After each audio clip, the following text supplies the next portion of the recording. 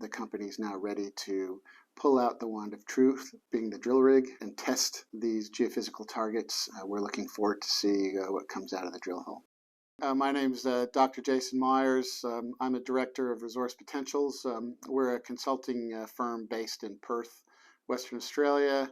We provide primarily high-end geophysical data processing, modeling, and interpretation, and we also love to integrate geology and geochemistry to help our clients with their targeting. We've been approached by First Development to assist them in their exploration in the Wallal embayment or basin in the Pilbara region of Western Australia.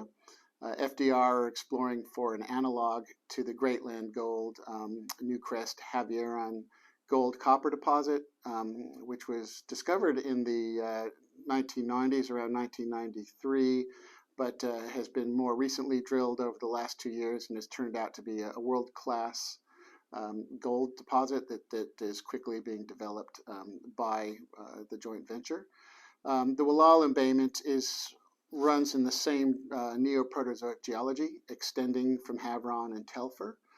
Undercover, the Wallal embayment itself is a deep sedimentary trough, primarily filled with Phanerozoic sediments, which have been previously explored for oil and gas. Some shallow holes have been drilled in the basin, and on the flank of the basin is a shelf still covered by sediments, but with the same bedrock geology that hosts Havieron and Telfer, sitting undercover. There have been very few drill holes in that part of the world, but it is closer to the main Northern Highway and the coast in WA. That target area that FDR have, First Development, is primarily a magnetic anomaly, very similar to the anomaly that led to the discovery of Havieron. There's two other magnetic targets in the same project area. One of them is quite deep. We know that now from reprocessing and interpretation of seismic reflection data. But we know that the cover sitting over this, the strongest magnetic anomaly in FDR's ground, sits at about 600 meters of cover. It's a little bit deeper than Havieron, which is at about 450 on average, 400 in the shallowest and pushing 500 in the deeper part. Because FDR is exploring in a very deeply buried environment, this is what we call, deep exploration or deep undercover exploration. We have to rely on as many technologies as possible before testing targets with drilling.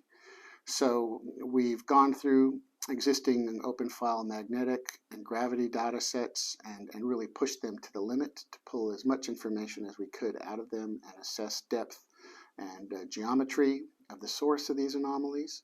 We've reprocessed seismic data, as my colleague Nigel will talk about. We carried out passive seismic, and there's been some recent reconnaissance activity and heritage clearing going on at the moment.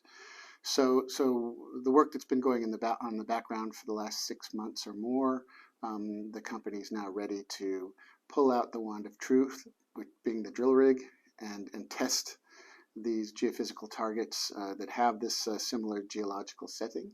Yeah, so just to give you a quick rundown of Resource Potential's involvement in this project, we started an initial desktop study in Q1 of 2021. We quickly identified that there were some key magnetic bullseye anomalies with similar characteristics to Havieron, similar shape, similar amplitude, and maybe a little bit broader, possibly sitting a little bit deeper below cover.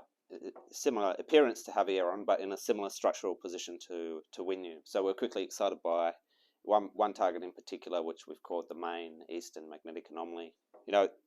Based on the local and the regional geology, we're expecting these magnetic sources to sit several hundred meters below Phanerozoic sedimentary cover sequence, but hosted within a prospective Proterozoic bedrock geology. As part of this initial study, it was just imaging, processing, modeling, and unconstrained 3D inversion modeling to give a rough idea of the depth below surface. So based on that initial study, for this main eastern magnetic anomaly, predicting maybe 600 to 700 meters below surface. But really, it's just a rough guess at this stage, and we needed to do further study to try and constrain the depth to the target and give a more realistic drill proposal.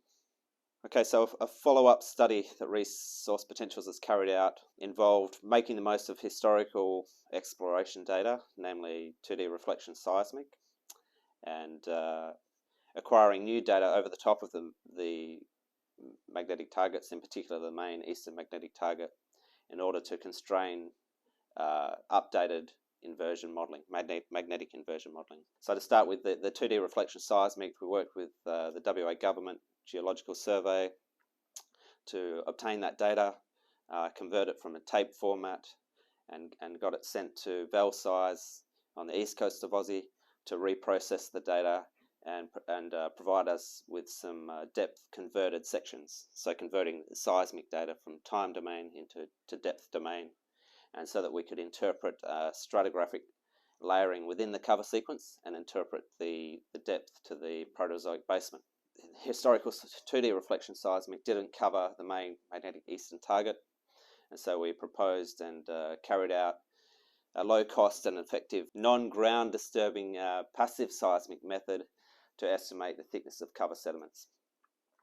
So this was carried out by Atlas Geophysics, and 3 survey lines across the key targets and overlapping with the 2D reflection seismic were carried out late last year. So the aim with this data is to identify reflectors, deep reflectors within the cover sequence, and relate these to reflectors that we're seeing in the 2D reflection seismic, to integrate these data and then predict the depth to basement in the area of the key magnetic targets. Okay, so we're in later 2021 now. We've reprocessed the 2D reflection seismic. We've acquired and processed the passive seismic and integrated these data in 3D workspaces. Next step was to carry out a constrained magnetic 3D inversion modeling. So constraining the model, the magnetic model, forcing that model to sit below the interpreted basement, top of basement, and through doing a constrained inversion, we've now got a much better understanding of the depth of the target, and we can see some variation in the shape. It's likely the magnetic source is likely composed of 2 lobes, and that we'll use that information in drill targeting. And the depth to the top of the source, magnetic source, is likely around 800 meters.